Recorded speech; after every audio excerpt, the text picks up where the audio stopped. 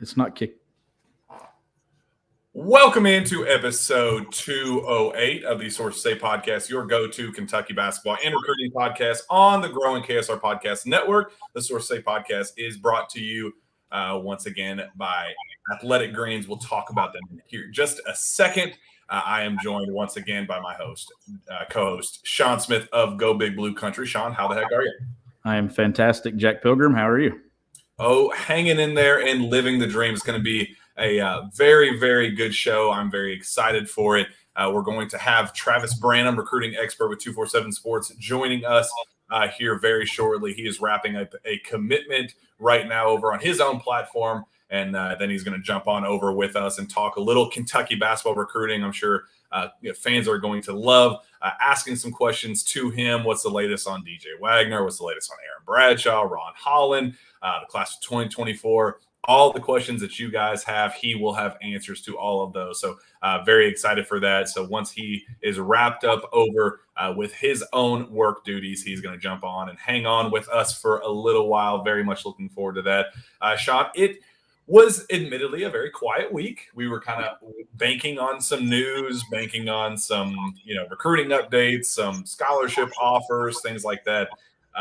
There was a scholarship offer with a kid that plays for Overtime Elite that he said that he received an offer, but I confirmed on UK side that was not a legitimate offer. So don't even need to be talking about him if they're going to be evaluating him, Jaden Williams. If things grow from there, we'll see what happens, but definitely not something of substance that we need to waste our breath on as of right now. And then there's a surprise. Eric Daly put UK in his top 8. We talked about how UK was going to go visit him in person, but he does not have a committable scholarship offer right now. So that is no big deal, nothing worth talking about as of right now. But outside of that, Sean, the only news that we got this week is the Big Blue Madness camp out details. Those are all out now. To this afternoon, UK put out the press release that included where the camp out map is, so where fans are going to be able to set up their tents and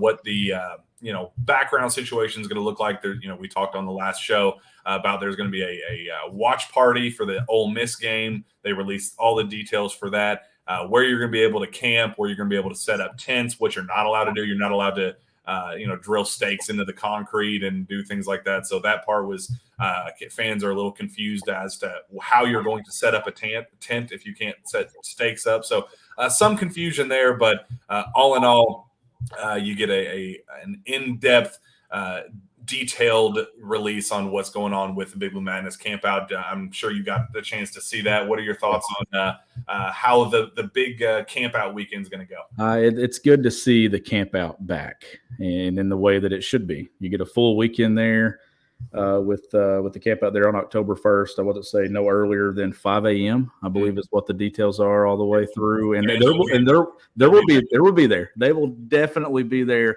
ready to roll. It'll be a wonderful scene there just outside the Joe Kraft Center, Memorial Coliseum. You got UK volleyball that weekend. You've got Kentucky football. Unfortunately, it's a noon kick on that Saturday, but all of Big Blue Nation, there's going to be a lot of fans going to that football game, but there's going to be a large gathering of Kentucky fans there spending a couple of days together and getting ready for what should be an exciting basketball season. I'm so glad to see it back. Yeah, it looks like they're going to be handing out pizza. They're going to be doing some salsa samples from Screamin' Mimi's. I've never had Screamin' Mimi's, but apparently that's a good thing. La Rosa's Pizza is going to be providing that. And then campers are also provided free admission to the 4 p.m. volleyball match inside Memorial Coliseum against Alabama. And I know that's something Kentucky fans are going to be very excited for.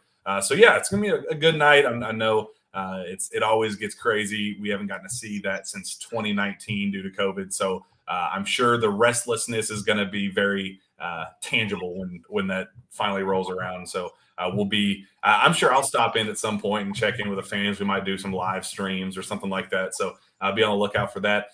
On that note, I believe we have our very special guest here, Travis Branham of 247 Sports, recruiting expert, the best in the game, my guy. Travis, what's going on, buddy? Nothing much, man. That was a very gracious introduction. Very respectful guest. I'm not sure about that. But thanks for having me on, man. I'm really glad to be here. You just jumped off your own work duties. You just announced the commitment of Taysom Chapman. I joked with you texting. I said, man, I can't wait for him to go to Kansas just to throw him off. But we all knew he was going to Ohio State. Good work on that as always. But man, what's up? I'm excited to have you on and talk a little Kentucky basketball recruiting. Yeah, man, absolutely. Glad to be here. And man, there's not been a whole lot going on. Just got a whole lot of recruiting stuff going on. I mean, obviously not with so much with Kentucky. Kentucky's out on the road, but no reported visits as of yet. I think we'll have some coming down the pipe here. But I mean, for our jobs, when it comes to covering this recruiting class, most of our work has been done, and now it's just kind of a waiting game to see what else is going to be coming down the pipe. Well, we have a lot of questions for you, and you know exactly where the questions are going to be geared toward, and the questions of the hour. I had somebody respond on Twitter. The very first question said, "Yeah, get to it. Change your ball. We already know where DJ is going." So we will obviously get to that here in just a second. But before that, you are in a very unique situation with your job and kind of how you got to where you are. We had you on radio last summer to talk a little bit about it. You were a former manager at UK, playing alongside Tyler Ulis, who's my favorite UK point guard of all time. Just real quick before we get into the fun stuff, what was that experience like being a manager at UK, and give a story or two about your time playing alongside Tyler Ulis in practice? Yeah, honestly, it was awesome.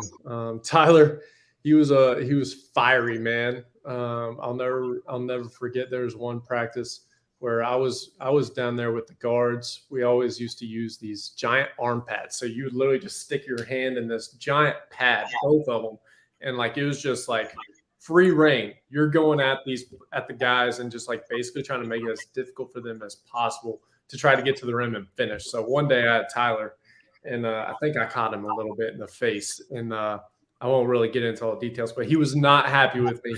And he let me know about it very, very plainly. And then a lot of my favorite memories were definitely playing. Not many people, I guess people really are familiar with Jamal Murray, but like his personality, like he's got this big, vibrant, energetic personality.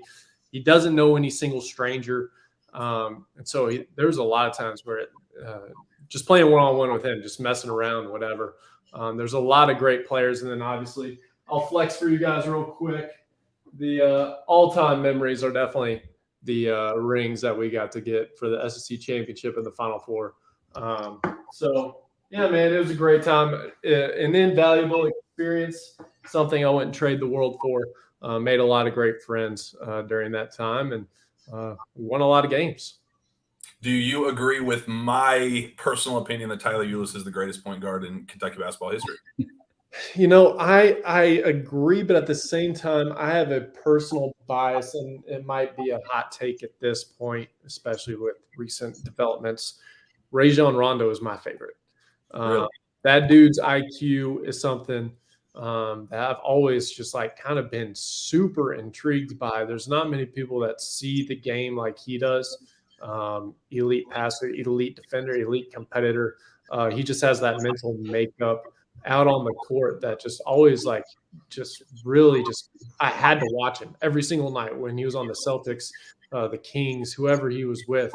I always wanted to watch him and always wanted to study his film because he just sees the game at a completely different level than many other guys out there. So that's my all-time. Again, that's a hot take, especially with everything that's kind of unfolded in his career and all that stuff. But Tyler's a very close one. He's one of those other guys that extreme competitor, extreme fighter. I mean, got every ounce of his being out of him. Like there's a lot of guys that you say, oh, he got the most out of his talent or whatever. Tyler overachieved in a lot of different ways. I mean, you stand next to him, he frankly looks like he could still be in high school. He was 5'8", 140 pounds soaking wet. But that kid, he would never back down from a fight. I remember too, like there would be days where he would square up with like somebody takes a cheap shot or does something, you know how it gets in practice, and get chippy. It's competitive, right? And Tyler would not back down, whether it be like Willie or Carl, anybody, whether they're 2 feet taller than him, it doesn't matter. He's going to hold his ground and really just kind of earn the respect of not only the players, but most importantly, Cal. I think he is one of those guys that earned the utmost respect, and just Cal just letting him go out there and do him. When you get that, that means I think that's the highest amount of praise you can get from John Calipari. Travis, before we get into recruiting in 23 class, you flashed those rings there a moment ago. And Kentucky fans are hoping John Calipari's flashing a ring here in March, April, hopefully a national championship. Do you think that this team, the way it's put together, do you think that they're going to be right there at the end of the year with a chance to cut down the nets? Man, anytime you have the returning national player of the year, you can never rule them out. Obviously, that goes without saying. To me, the biggest question moving forward is who's going to be the go-to guy late in games where, like when I was there, Jamal Murray, Tyler Ulis, you could go to both of them. Obviously, 2014, 2015 years, just dude, that was an outlier cheat code team. Just throw whoever you want, and we can make whatever we want to happen. But like Jamal Murray, Tyrese Maxey, De'Aaron Fox, Malik Monk, you go on down this list. There's always a guy that you have to have on your team, especially in March, that you just want to get the ball to and just say, go get the bucket, go win us this game. So my question is, who's that going to be this year? Who's going to step up, especially on the offensive end, on the perimeter? Cason Wallace, to me, I think will have to be that guy. Sphere Wheeler's going to do what Sphere Wheeler does. He's going to average a lot of assists. He's going to play really hard, but he's not that bucket getter. And I think, again, Cason Wallace is going to have to be that guy. He's an elite defender. The reviews on Cason coming out in the preseason is really high praise, as expected, maybe even higher than what we anticipated. So to me, if they're going to make that deep run, I think somebody's just going to have to step up and really kind of take on that role to make this run. And I guess on that note, Antonio Reeves is a guy that there was a lot of concern about what the jump, from Illinois State to Kentucky would be. Missouri Valley to SEC, how he would adjust to the length and the size and the speed and all that.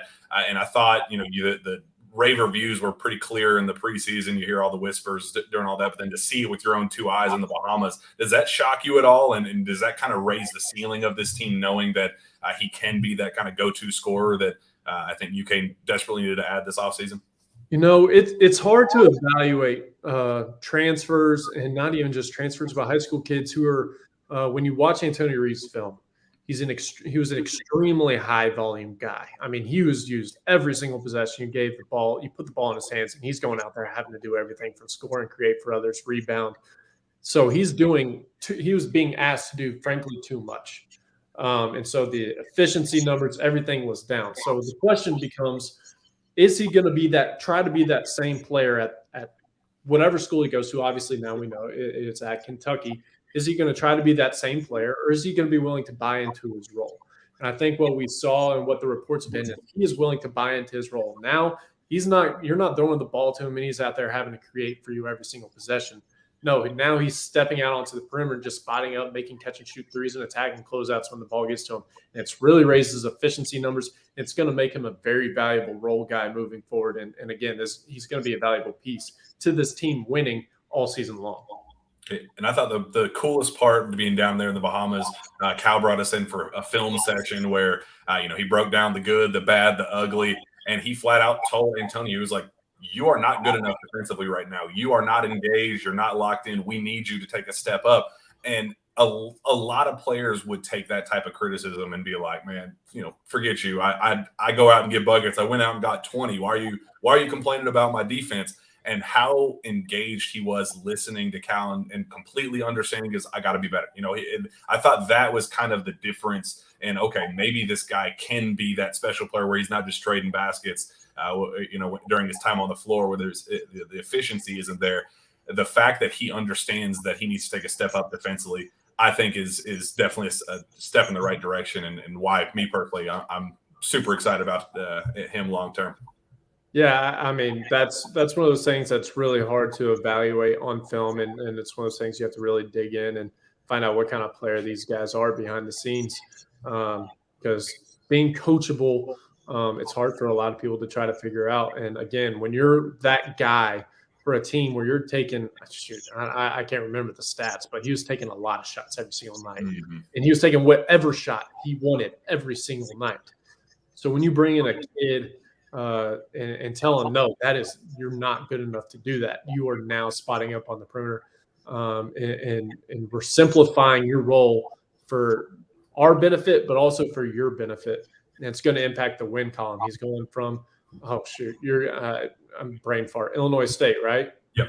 Yeah. So you're coming from a losing program, and now you're jumping into Kentucky, where winning is absolutely expected, and there's no room for error here.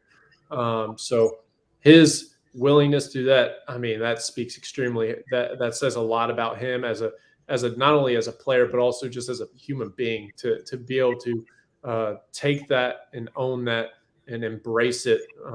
Again, it's going to be extremely valuable moving forward, because perimeter shooting and scoring just in general is going to be very important for this team. Obviously, we say that every single year regarding Kentucky. They need shooting. They need more shooting. But I think this team, it's even more so. I think this is going to be one of those teams where any night is going to be somebody else's night to step up. There's going to be nights where we see Severe Wheeler, I think, go for 15, 20 points. There's obviously going to be just about every night where you see Oscar go for 15 and 15. That goes without saying. Then Antonio Reeves, maybe it's his night for 20. Maybe it's Casey Wallace for 20. Maybe it's Chris Livingston. Chris Livingston's reviews in the preseason have been also extremely high, which to me, honestly, I was curious at how this would go with Chris Livingston. His senior year was a bit rocky. He wasn't super efficient. His motor was spotty. So it's really curious, like, how is he going to kind of just adjust and jump into this new high major basketball and obviously Kentucky level of basketball. And it seems he is really kind of he's really overachieving in some ways and taking people by surprise. So there's going to be nights where it's going to be his night out on the floor. So, Antonio Reeves, back to the original point, for him to kind of buy into his role, it's really kind of invaluable moving forward. Looking at some of these comments, Michael Miller says, I think it's going to be Antonio Reeves as UK's go-to scorer. Connor Riggs says it'll be Reeves or Toppin. And then going back to some of the questions we have, who's the best point guard of all time? Tyler Smith says, I got to go with Bernard Turner. I feel Bourbon Kingdom says I really loved Hawkins, or Cliff Hawkins, although Dominique Hawkins was my guy too. So obviously he's the best, but shout out Dom. It's hard to argue with Wayne Turner. I mean, the success, national championships, almost 4 Final Fours. Yeah. Okay. I think we see a personal favorite there for Sean. Yeah. Wayne Turner for me. Daryl Williams says Chris Livingston needs to play defense and rebound. He did both of those exceptionally well down in the Bahamas. All right. I think that's all for the current topics and all that. Now let's get into all the fun stuff. What we brought you in for, and what makes you as important as you are, Travis. But obviously big talk right now, DJ Wagner. What in the world is going on with him? There's some talk that maybe post Peach Jam, early August talk that he could get a decision over with. It is now mid to late September. Still haven't heard much of anything in that regard. What do you got? What's the latest on DJ? I'm going to duck out of this question. This is one that I've been working on, and obviously this is such a significant and delicate question. I do not want to go on record and say anything that where if I say, because I know Kentucky fans, they're if I go out and say he's leaning Kentucky, and I get it, like if I say right now I believe he's leaning Kentucky fans will run with that. And if it changes, because again, I want to have every single T crossed, every single I dotted. I want to have this thing tied up and all just pretty little ribbon around it. Like I want to have every single piece of information before I go on record saying it. Obviously, Kentucky's in a great spot. Obviously, still not ruling out Louisville, still not ruling out other options. This is one that is such a significant, delicate question that I'm really being more thorough, I think, with the DJ Wagner recruitment than I've ever been. Obviously, I haven't been like going out spouting off stuff on Twitter or social media or 24/7, anything like that. But just trying to be as thorough and cautious as possible with every single piece of information. Because as you're learning, like you said, there's rumors. Maybe he does it at Peach Jam. Maybe he does it in early August. Silent Maybe he commitment. does it Yeah. like September. Like there's been so many just false rumors and just a lot of conflicting information. And so just really trying to verify each and every single piece of information that comes in. It is something that I worked probably too much on. So to not answer your question, I am just going to duck. But again, Kentucky fans, you guys are in a great spot. Okay, let me throw it a different angle at you because it's not a secret. It's not a secret that Kentucky is extremely confident on their end. What does it say to you that they have passed on the likes of, they haven't gone for Isaiah Collier, they haven't gone all in on a reclass for an Ian Jackson or whatever, looking at secondary options? They are extremely confident on their end that they're going to be able to seal the deal, no matter what the latest is in that regard. What does that say to you regarding their confidence? It says two things. Yeah, they are extremely confident, but at the same time, and this I don't know if I think it might null the whole point of that, but at the same time, when you're recruiting a DJ Wagner, you already have two other guards on board with Robert Dillingham and Reed Shepard. I don't think you can possibly recruit another guard, period. If you're serious about getting a number 3, number 4 prospect in the class, especially one that you have really strong ties to, I think a lot of kids will take it as a slight, frankly, if they see you really go in on Isaiah Collier. And it can really rub people the wrong way. Now there are strategies. Oh, we're going to, like people, there are coaching staffs out there we're going to offer this kid to really put the pressure on you to finally make this decision. Right. That's not going to work here. You can't do that. This situation's too significant, too delicate. And so, yeah, I think one, yes, they're extremely confident, but at the same time, on the other end of the spectrum, I don't think you can possibly go out and recruit an Isaiah Collier to try to come in on board, because that would load up the backcourt way too much, and it could potentially just backfire and rub somebody the wrong way, and they head off to another direction. Well, obviously, Aaron Bradshaw is the other piece of that Camden puzzle. He was a silent commit, and if you don't want to put that out there, I've said it on this show several times. It was a done deal. He was coming to Kentucky.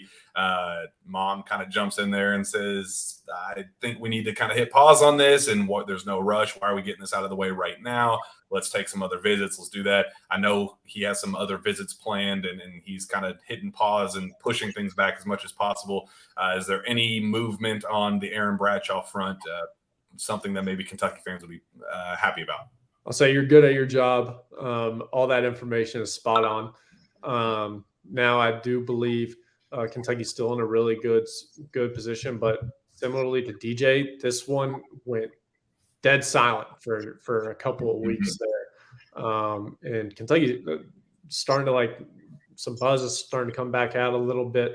Kentucky's still in a great spot, but I do think he is going to set up a couple of visits to USC and to Texas. So he's going to be thorough. Again, his mom, I really believe, really wants him to see every single option through, do all of his homework, and really kind of come down to a decision later on. So Kentucky's still in a great spot. Really like their chances there, but this thing's going to drag out, I think, a little bit longer. Just with where UK is with Ugana Kingsley Onyenso, he's now on campus and starting practice up. There's some buzz now that maybe Oscar Tshiebwe could be another returning guy with, NIL and some things working behind the scenes about that possibly being a thing. How do you think that plays into how hard UK is going after a guy like Aaron Bradshaw, and obviously Ron Holland there as well? And I'll ask you about him next. It feels like a lot of pieces and a lot of scholarships that they will have available, obviously, with guys leaving, but it just feels like they're casting a very wide net, considering what they could be getting back as well. What does that mean to you?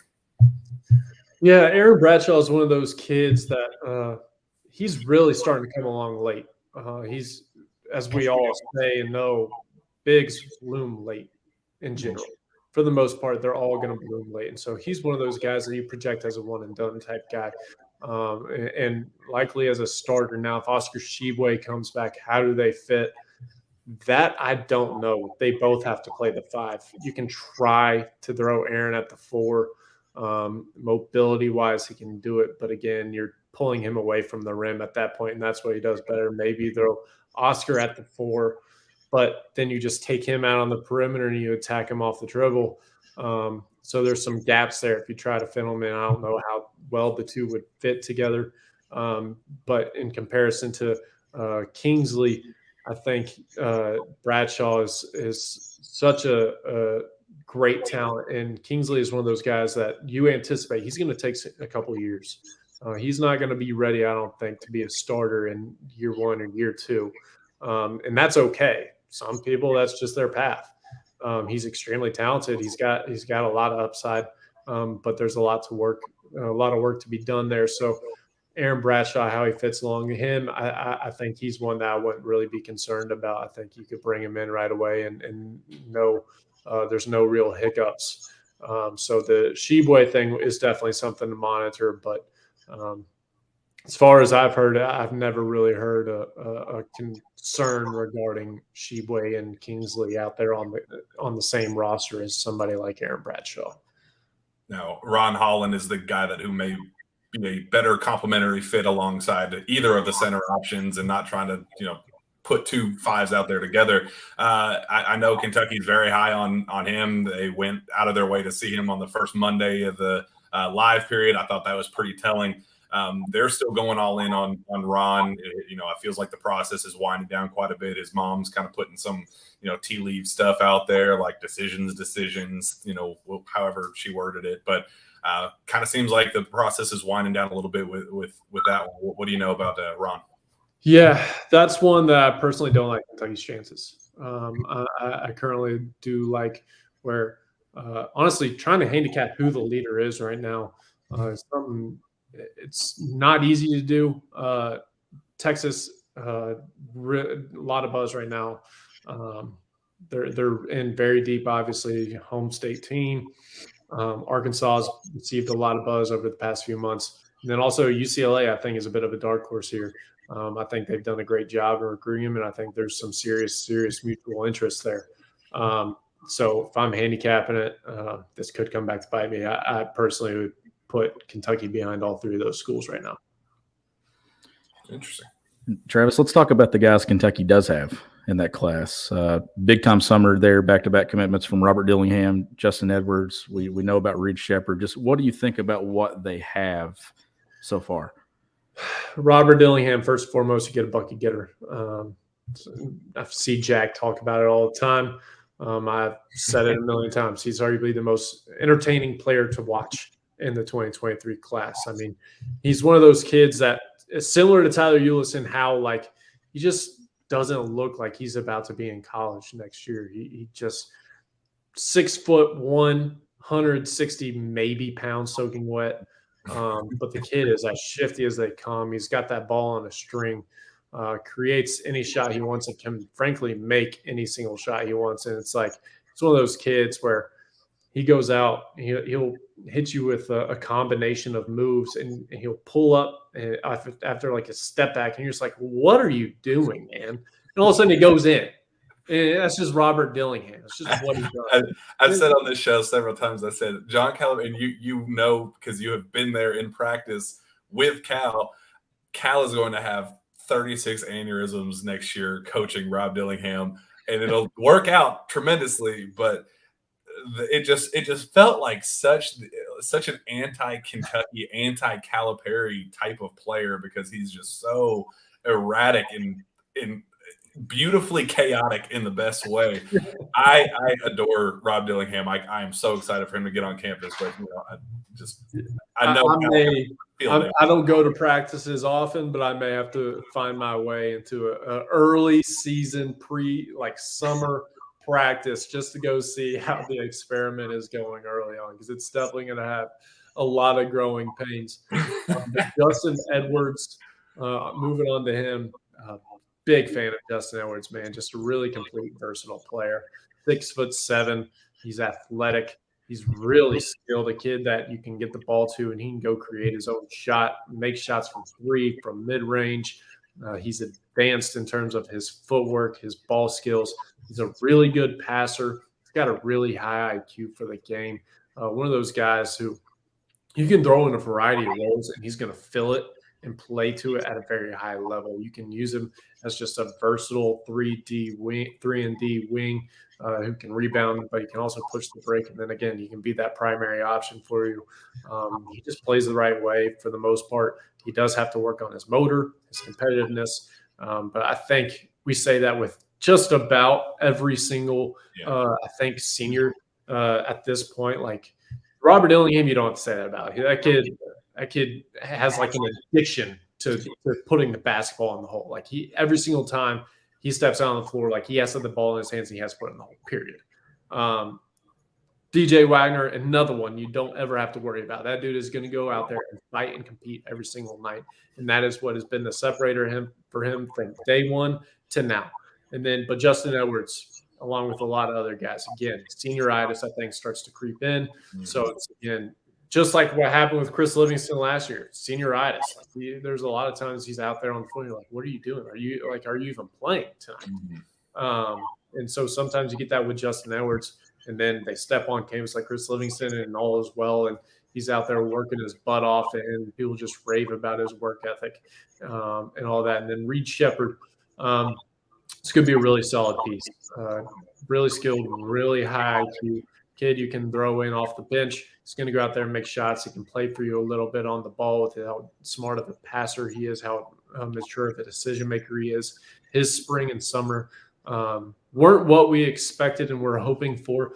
But again, this kid has an extremely high floor given that just IQ, his skill set, and his ability to impact the game both as a scorer and as a facilitator. So am I missing anybody, or is that the three where we're at? I think you got them. Yeah. Sorry. When I go off the dome, man, somebody can slip through the cracks. And one more question that I have for you, and it comes to kind of the approach that John Calipari's taken to recruiting, because it's obviously changed over the last couple of months. I know Kentucky fans, you know how passionate they are about games, but they're even more passionate when it comes to recruiting and who's going to be next. And a thing that we saw this summer, Travis, was Cal offering guys sooner than what he had in past years, especially when it comes to the 24 class.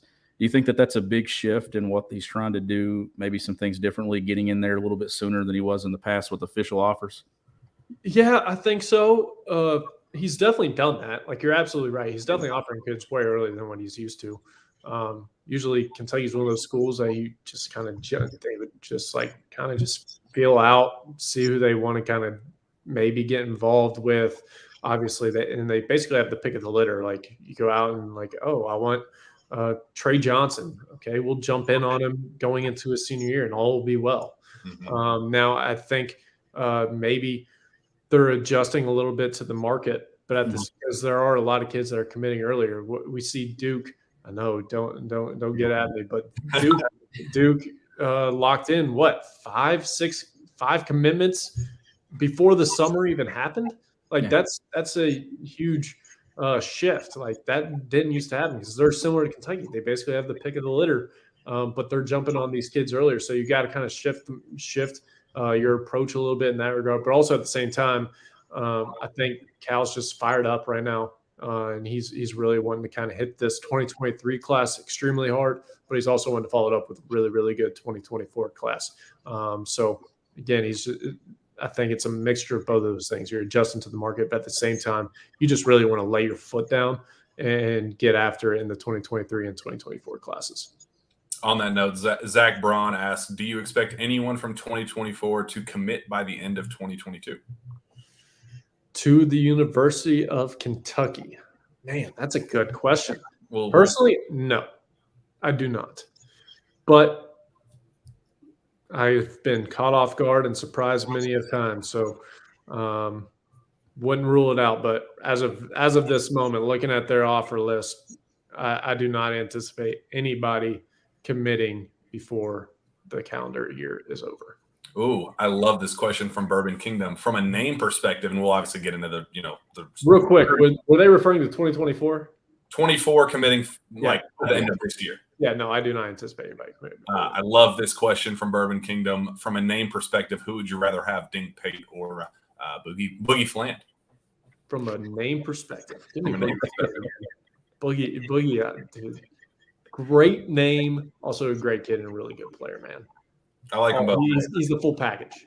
Yeah, I like Boogie. And his real name, Jonuel. Like, I love it. That's unique in itself. And then he just goes by Boogie. Like, that's super. And the story behind why he's Boogie is like even more fascinating. Because it's like, yeah, my mom used to play music, and I would just start dancing as a little kid, and they just said, "Oh, this kid likes to boogie," and that's been his nickname ever since. Like, it just stuck.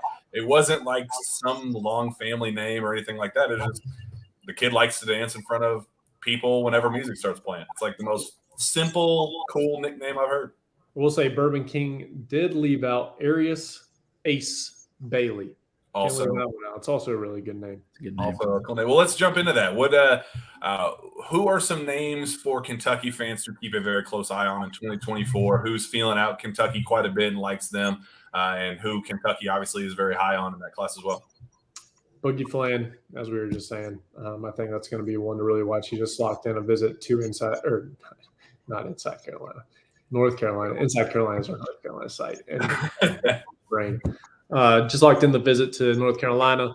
I do anticipate him locking in visits to obviously more schools this fall. I do think Kentucky has a very, very good chance at being one of those. They obviously used a lot of visits last year, and so I think there's a lot of trying to figure out just the visit situation for this upcoming class in 2024. So, but I do really like where they stand with him. They're going on him really, really hard. A lot of mutual interest there. Obviously, Carter Knox. Kevin Knox's little brother, if you're unfamiliar. Kentucky was down there earlier this week. I can't remember if I tweeted out, but I can't remember if it was Cal or not who was down there. I think it was. I'll have to recheck. Cal was at IMG, so I'm assuming while he was in Florida, might as well. Which, on that note, I don't personally see it. The Eric Daly thing, I try to be as polite as possible to open the show and the last show. I don't personally understand. What do you have to say about that one? By the way, yes, confirming. Went to the receipts. Cal was with Carter Knox on last Wednesday. To your question, what did you just ask? Eric Daly. What do I think of that? Why? I would not put too much stock into that. Absolutely not. But my question was, Cal still made the trip to IMG and met him. Like, that was just kind of my concern. It's like they like him as I know on UK side they like him as a secondary option in case they miss out on some guys and that. But still, a player that I just was really confused about with that mutual contact for sure. Well, I mean, don't rule out the fact that it is IMG Academy. That's true. They have a whole lot more than just Eric Daly. That's a good point. So, I don't think they have any that they've offered yet. Yeah, they don't have any that they've offered down there yet, but there's a lot of really good prospects down there at IMG. Yeah. All right, at the top of the list, you got obviously Trey Johnson and Ian Jackson, arguably Kentucky's top two targets in that class. For various reasons. Ian's my personal favorite, but Trey's obviously, from a scoring perspective, hard to beat him. Just where does Kentucky stand with those guys? I know Cal was in today for Ian. I believe KT Turner was down at Lake Highlands for Trey as well today. So I think Kentucky saw them both. Yeah. Good standings with both. I am interested in seeing where this goes with Texas with Trey Johnson. There's been a lot of buzz with them between the two parties. To the Ian Jackson front, obviously Kentucky's in great standing there. But if Kentucky gets DJ Wagner in 23, how does Ian Jackson potentially fit? Because obviously he's a reclass option. He's old for the class. He's able to make that happen. I think he ultimately ends up in 2023, whether it's at Kentucky or elsewhere. And so because of that DJ Wagner situation, I think this is one that maybe we shouldn't rule out the possibility that he ends up at a different school. I know there's a lot of schools interested in kind of feeling out the situation. And just how much of a quote-unquote lock is Ian Jackson to Kentucky. So I think this one's probably more open than we all kind of maybe have put into it. So I think they're in really good standing. I think they're in good standing with both of them, but definitely still a whole lot to play out here. Going down your all's list and knowing the kind of the unofficial name count on Kentucky's side, UK likes Asa Newell, Carter Knox, obviously. I think there's some talk about Zoom Diallo as well, Boogie Fland, Isaiah Elohim. Ace Bailey just got his offer. Who that kind of next tier list of guys? Tahad Pettiford obviously as well. That next tier of guys. Is there anybody that you think Kentucky fans should be keeping a close eye on? Yeah, it's interesting. You mentioned Zoom Diallo. I wasn't even aware of the fact that they were kind of feeling that one out. To me, that's going to be one that I will be interested in kind of watching. I'm a huge advocate of Zoom Diallo. I frankly think he's a top point guard in this 2024 class. Wow. He is not him, but he reminds me a lot of Scoot Henderson. His body, his frame, his length, his athleticism. That's one of those guys that just has an elite burst of speed, explosive first step. Nobody can keep him in front. He's strongly built, just like Scoot was. Scoot was just, frankly, he's just a freak. Zoom, just the way he moves, the way he plays, the way he's built, just reminds me a lot of Scoot, especially when Scoot was like a rising senior. So, big fan of Zoom Diallo, and so obviously really like Tahad Pettiford. I'll be interested to see where that one goes. 5'11", 160 pounds. He's undersized. Kid is tough and he's explosive too. Not many people realize just how explosive that kid is. He's strong, he's tough, he's skilled. He can score and he can pass. Similar kind of one of those kids that gets the most out of all his talent. He really kind of gets the most out of it, just like Tyler did with his size. Again, he just doesn't look the part, but that kid can go out and freaking hoop. So those are definitely two that I'll be keeping an eye on and seeing where things go. Unfortunately, my favorite player, well, not my favorite, but kind of the most intriguing player in the class, Flory Badunga. I fell in love with him the first time I ever saw him. Every time I'm in a gym where he's playing, I drop everything I'm doing to go watch him because he's just such a fascinating prospect. Kentucky, I think, is just kind of playing this wait and see game. They know the complications behind his recruitment and kind of how, it is what it is at this point. I know they like him a lot, and if he becomes available, they would like him. But what can you say about Flory Badunga, and is there any chance in hell that they can get their hands on that kid? I would not really dig too deep into that one. No. So that's all I'll say on that. No, Kentucky will not be. I don't think. I do not envision. I think there's some things coming down the pipe in which I'm just gonna. Yeah, just no. I do not think Flory Badunga. I love that kid. Wherever he goes, I will be watching every single game. I'm a big fan too. I saw him in Spartanburg and I liked him. Love that guy. Daryl Williams says, I like John Bol. I know UK is kind of playing a wait and see game with both John Bol and Santos Surreal. Just, they like them both. They've been wanting to see a little bit more out of both of them. What can you say about both of those guys? John Bol and who was the other one? Santos. Oh, just went to OTE today. Yeah. John Bol, 7-footer, 7'1", really long, great athlete. Runs the floor like a deer. Not many guys you see who can move like he can at his size. Tremendous prospect, good rim protector. He's got soft touch. One thing that I'll want to see out of him is just getting stronger. He's really thin. He's weak. He gets bumped off the block. He gets bumped off his drives. But again, just for a guy who's 7 foot, 7'1", to be able to run like he can, and I'll never forget. I was watching. It was in Louisville. I don't know if you were watching the game with me, Jack, or what, but I know because me and you stood there. It may have been after the game where me and you went and tried to talk to Robert Dillingham right before he committed. Vividly, yes. I'm pretty sure it was that game. It was that game. John Bol closes out on somebody shooting in the corner, and John's under the basket, and the dude's able to close out and block the shot with like 1 or 2 steps. It's something freakish. Like his ability to close out that much space in that quick amount of time was just absolutely incredible. So tremendous prospect, really kind of intrigued in what he can become. Just again, a lot of it's going to be determined by how strong he gets. And then on Santo, just an absolute animal. 6'10", 6'11", 245, 250, just a grown man's body, similar to Oscar Sheboy. But when comparing him to Oscar, he's a way better athlete. Santo's explosive. He runs the floor. He plays extremely hard, just like Oscar. Rebounds, catches lobs. Just another bruising, athletic big man that's going to impact the game at a high level as a rebounder, rim runner, and shot blocker. So really like them both.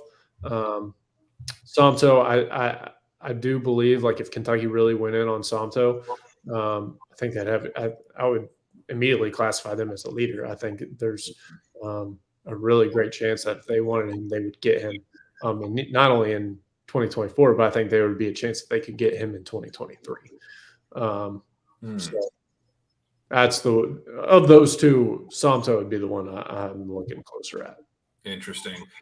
Nick McCardell, my guy, says thoughts on high school kids being draft eligible soon and how NIL will impact some kids' decisions. Obviously, that news came out with Shams the other day, and then Woj kind of backtracked a little bit. And I know there's some back and forth behind the scenes about a lot of it's very complicated as of right now, but I guess just the very broad idea of that being a possibility. So my read on the situation, especially between the two pieces of information, is I think that one and done will still be a thing. Woj made that pretty clear, but they will lower the age to 18 years old. So in other words, guys like Scoot Henderson and Amani Bates, who reclassified early, but they were only 17 years old, now they don't have to do 2 years in college. Amani is at Eastern Michigan now, and obviously, and then Scoot Henderson's having to do his second year in the G League. Instead, an NBA team could have taken him 3-4 months ago, back in June, as a top 5 draft pick. It was a no-brainer. So I think this is going to apply to those kids. But obviously, if that happens, according to Shams, he anticipates it happening in 2024. Now, what Woj was reporting was he does not anticipate the one and done ending anytime soon because of all the trades that have happened. You have to give teams years of preparation for that. I totally understand that they have to protect their organizations. So let's assume that Shams is right. 2024 players are able to be 1 year removed, but be drafted into that 2024 NBA draft. It's going to impact the kids who were born in 2006. One of those being Boogie Flint. I actually talked to Boogie about it earlier. And it's going to be a story I put up hopefully tomorrow. Keep getting sidetracked, so be on the lookout for that. Sorry. My overall thoughts, I think it's a good decision by the NBA. Like, why does a player like Scoot Henderson need to be in the G League for 2 years just because he's 17 years old? That kid is ready to go out there and really contribute to an NBA team. I also think Imani, as sad of an ordeal and just a disaster that this has been, I do at the same time think there would have been value for an NBA team to really get their hands on him last year. Would he have been a first rounder? Probably not. Yeah. But to get him without a guaranteed contract and bring him into your system and really kind of show him the ropes, just bring him along, I think that would have been an investment worthwhile. Lower risk, high reward at that point. You get him in the second round. So I think he, frankly, is a point into this too. So I think it's a step in the right direction. The elimination of one and done, there's so much that goes into that, and there's so much that has to be sifted through. And it's such a high risk, high reward play. And as we have seen, a million kids will think they can do it and will try to do it. So it's going to make our lives of tracking all this stuff even worse.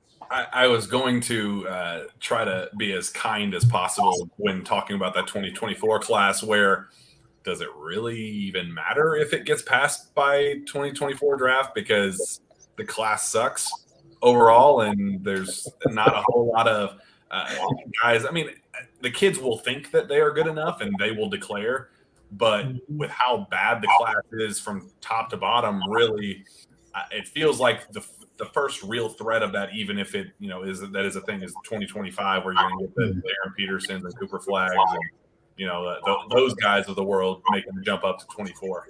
And don't forget Cameron Boozer, but Cameron Boozer doesn't even fit the age. Even if he reclassed to 2024, that kid will not be eligible for the NBA draft, even if they lower the age limit until 2025 draft, because he was a legit 14 years old this summer. And if you go watch that kid play, he's a freaking monster. It ain't fair. He's a prospect in all high school. But yeah, so that to me will be the bigger value, of course, is Cooper Flag potentially he's one of the best prospects in all grassroots. So him having that option, they all got to see him at Peach Jam this summer, and obviously the reviews, everybody was pretty pleased with what they saw at Peach Jam, but also at FIBA out in Spain. Cooper was out there, and NBA teams were also out there. So 2024, a lot of it's when it comes to draft stock, pro potential, it's not what it is compared to the 25 class. The 25 class has a real chance to be really special. But it doesn't matter. Kids are going to try to do it. People are going to tell them it's a great idea when, frankly, it's not just like told kids it's a great idea to reclassify. And we've seen quite a few players reclassify and it not really pan out too well. It's a really hard thing to do, to make that jump, man. It's really, really hard. And you got to be ready to take that punch in the face, because adversity is going to hit you. And a lot of these kids have had a lot of yes men around them, and they've been able to get away with whatever they want at the high school level. When you get that punch in the face at the high major level, can really shock you a little bit and really throw kids off balance and see them stumble. See a lot of them stumble. So, yeah, a lot to play out here. A couple questions here about local kid, Travis Perry. Shane Rudolph says, I just got on, not sure what I've missed, but do you have any insight on the recruitment of Travis Perry? Would love to see him to suit up alongside Reed Shepherd, which I think that's a surprising take. And then I think there were a couple comments about him as well. But just what do you know about Travis? Obviously, he just did his Michigan visit. They're on him extremely hard. Juwan Howard has made him a top priority. Like I said, got him on a visit last weekend, but I also remember last weekend of July, I'm out in L.A. Juwan Howard was front and center just about every single game out while he was in L.A. Obviously, he's flying around, but they've made him a top priority.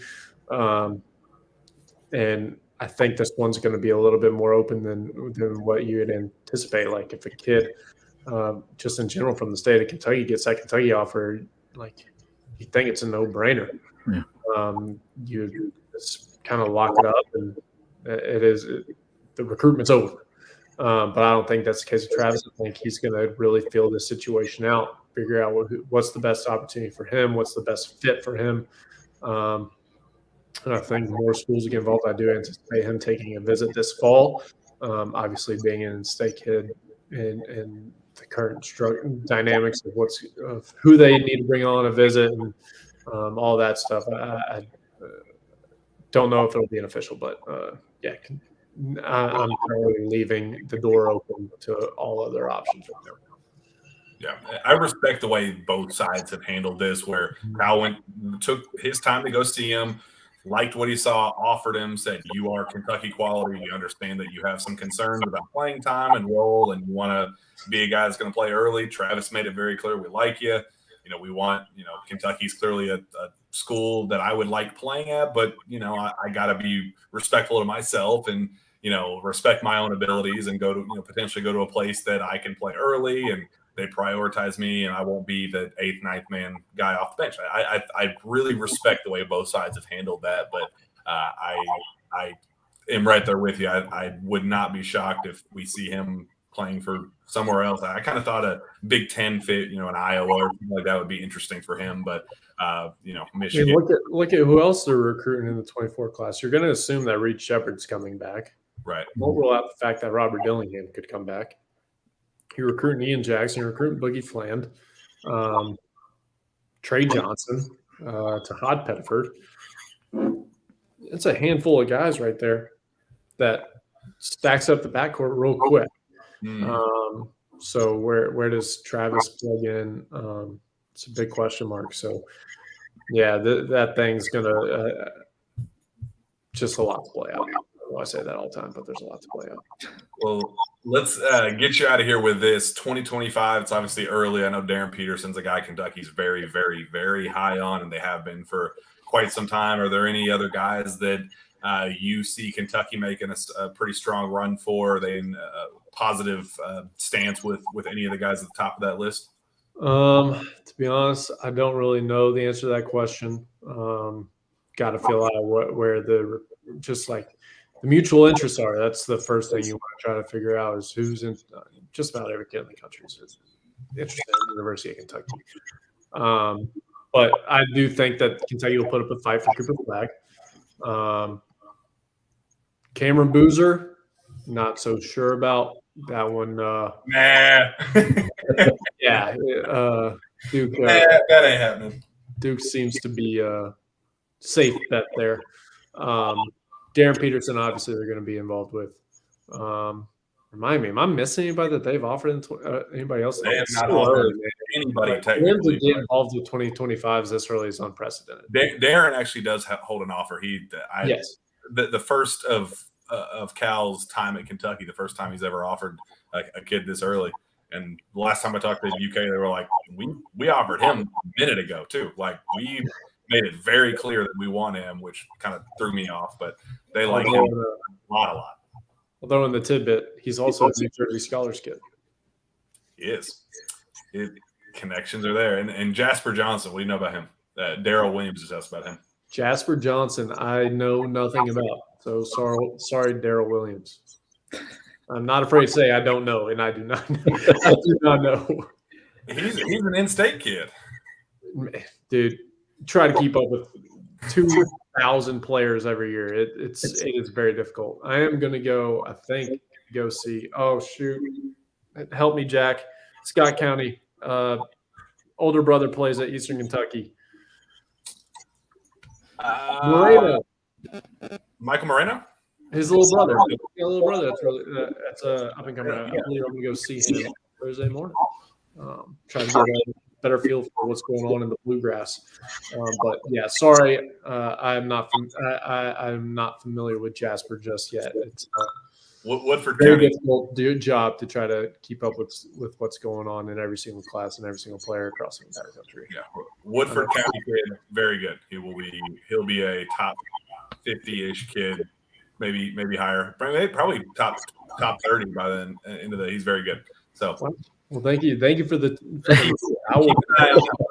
I actually want to say somebody brought him up to me like 2 weeks ago, but again, dude, my brain is like I see a squirrel and I'm just like squirrel. You're always just chasing the next thing that comes across your desk.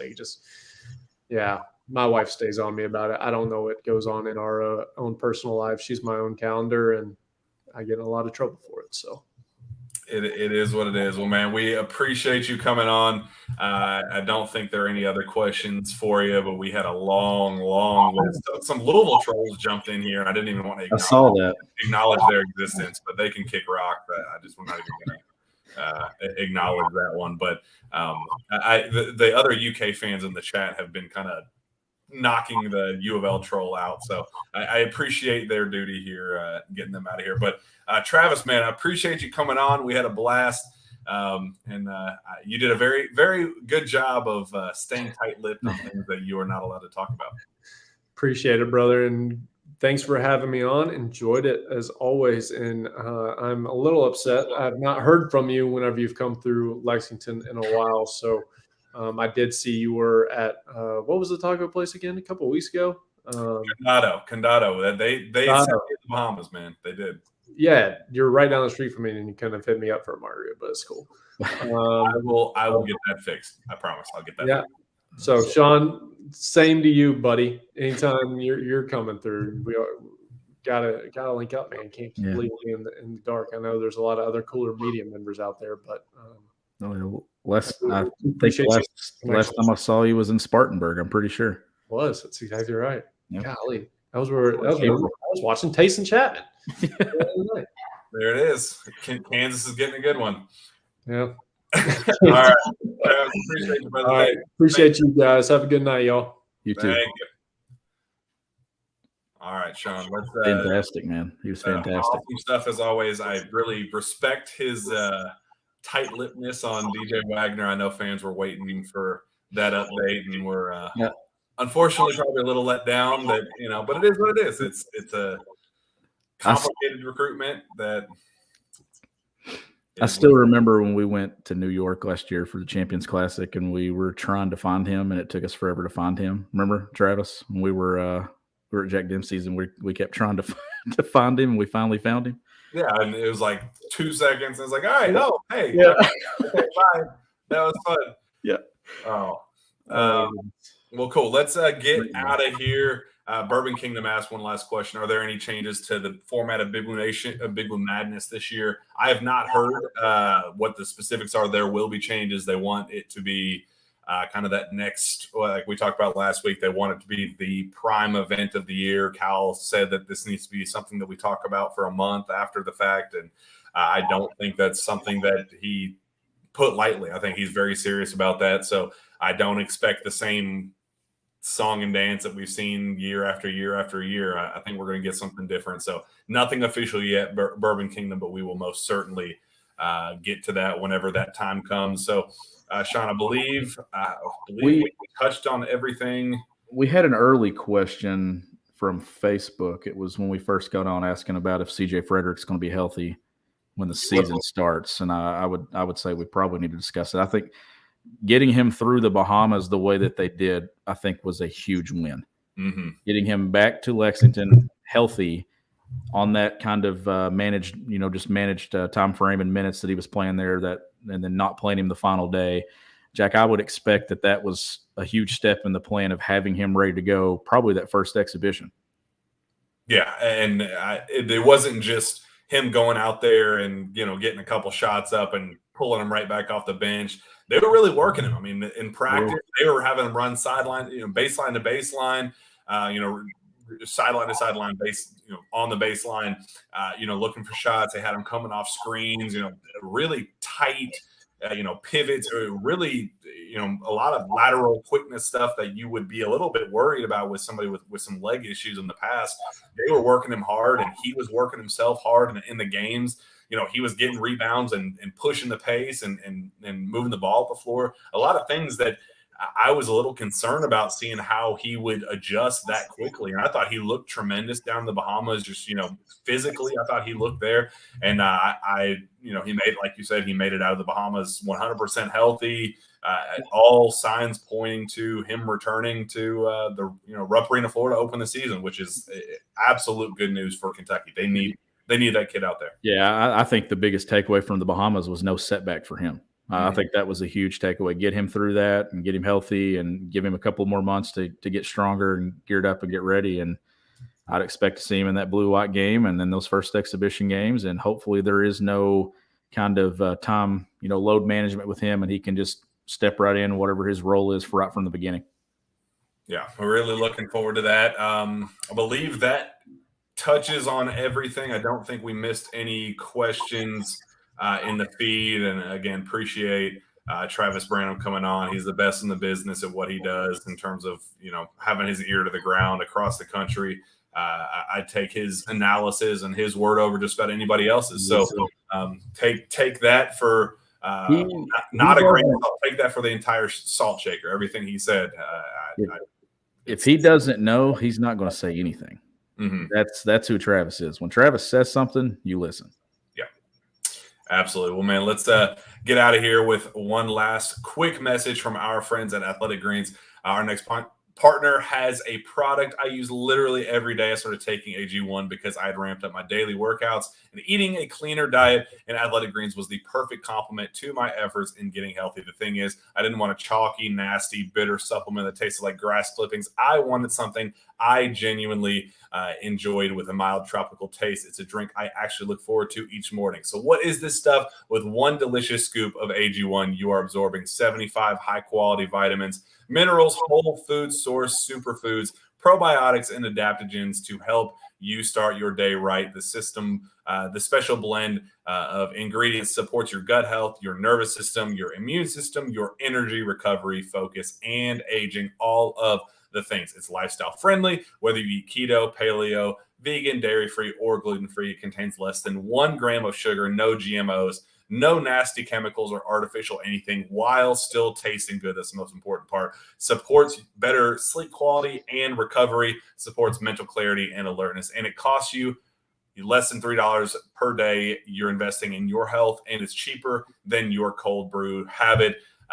Right now, it's time to reclaim your health and arm your immune system with convenient daily nutrition. It's just 1 scoop and a cup of water every day. That's it. No need for a million different pills and supplements to look out for your health. To make it easy, Athletic Greens is going to give you a free 1-year supply of immune-supporting vitamin D and 5 free travel packs with your first purchase. All you have to do is visit athleticgreens.com/pilgrim. Again, that is athleticgreens.com/pilgrim, PILGRIM, to take ownership over your health and pick up the ultimate daily nutritional insurance. Sean Smith, that wraps up this show. I appreciate you coming on as well. Great questions for Travis. Appreciate Travis coming on. He is the absolute best. And we'll get out of here. Where can fans find your work? You can find my work at gobigbluecountry.com, and you can follow me on Twitter at GBBCountry. Find me on Twitter as well at Jack Pilgrim KSR. Reach out to me via email at jpilgrim@KentuckySportsRadio.com. With that, we'll be back next Tuesday night live right here on the KSR YouTube page. Yeah, we will see you then.